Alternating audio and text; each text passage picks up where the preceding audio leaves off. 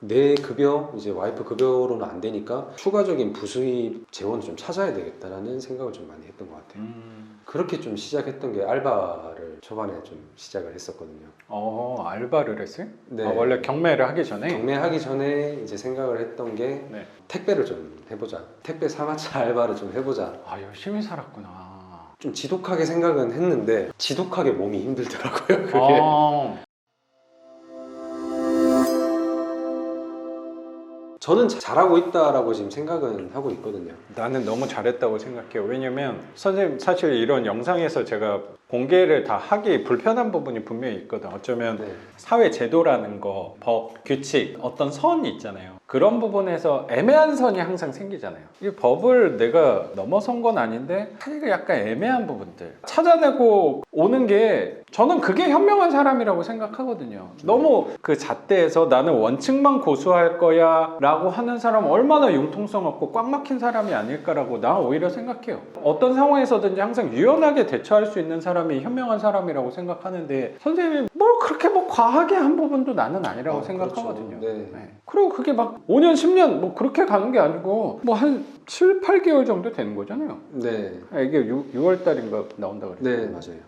거기서 한 길어야 8개월 뭐 그 정도인데 뭐. 난 너무 잘했다고 생각할 것 같아요. 내가 선생님 애기라면. 그렇게 이해해주면 고마울 것 같아요. 그래서 나도 항상 우리 아이한테 그렇게 살았으면 좋겠다고 생각을 하거든요. 유연하게 살았으면 좋겠다. 사실 어떻게 보면 요런 집 같은 경우도 사회가 말하는 잣대 안에서는 우리가 집을 막 늘려나가는 게 좀 잘못된 관점도 분명히 있을 거예요. 야, 네 집 하나만 하면 되지. 왜 이런 집을 왜 낙찰받아? 라고 바라보는 사람도 분명히 있을 거잖아요. 있을 것 같아요. 근데 그게 금지는 아니잖아. 네. 그리고 내가 갖고 있는 돈 안에서 이런 거 하는 게 그게 현명한 사람 아닐까? 내가 갖고 있는 거 안에서 최선을 다하는 게 나는 더 멋있는 사람이라고 생각해요. 난 누구보다 멋있는 아빠라고 생각합니다, 선생님. 더 멋있는 아빠가 되기 위해서 노력 많이 해야 될 이미 것 같아요. 멋있는 아빠예요. 더 노력하지 말아요, 선생님. 더 노력하면 쓰러지니까. 네.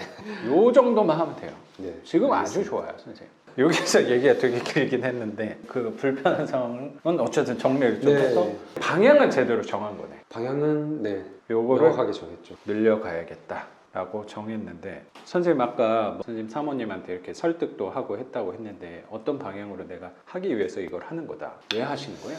회사 당장은 그래도 어느 정도 만족하는 부분이 있다고 생각이 좀 네, 들어서 맞아요. 근데 왜 하는 거야? 혼인신고도 약간 미루면서까지 이거 하는 이유는 뭐예요 도대체? 사실 고민을 했던 이유는 결혼 계획을 하면서 그때부터 고민이 좀 시작이 됐던 것 같아요.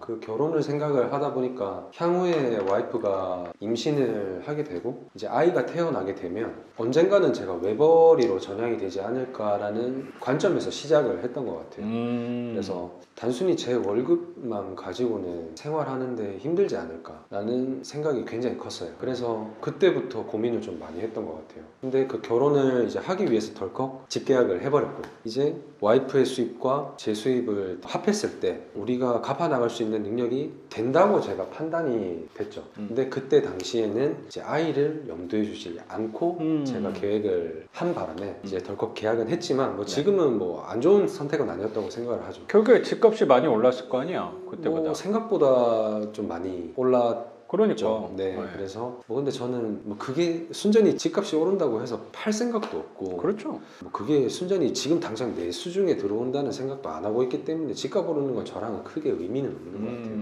일단은 달에 갚아 나갈 수 있는 그 능력이 돼야 되겠다라는 생각을 좀 했고 그거를 내 급여 이제 와이프 급여로는 안 되니까 추가적인 부수입 재원을 좀 찾아야 되겠다라는 생각을 좀 많이 했던 것 같아요.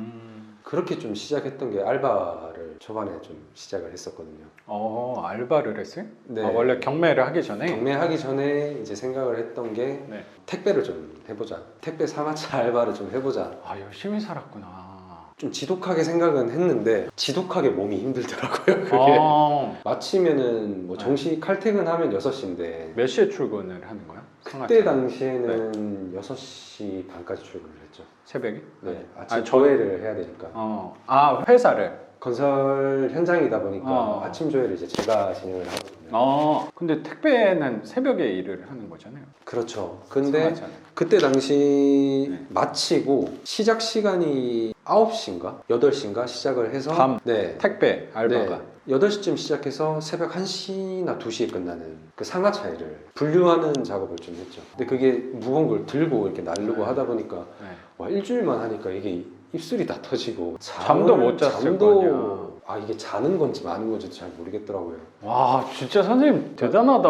아니요. 근데 얼마 못 갔어요. 그렇게 한 1, 2주 하다가 이건 진짜 내가 해서는 안 되겠다라는 판단이 들어서 이게 돈은 하루 하면 한 얼마나 줘요? 당시 제 기억엔 한 7만 원, 8만 원 지금 됐던 것 같아요. 그러면 한 10,000원 정도 하네. 시급이 한 그 정도 치였던 것 같아요. 근데 그래 여기에서 추가적인 수입을 버는 거는 좋다. 근데 이거 하다가 내가 빨리 죽을 수도 있겠고. 아, 예, 진짜 그런 생각이 들었죠.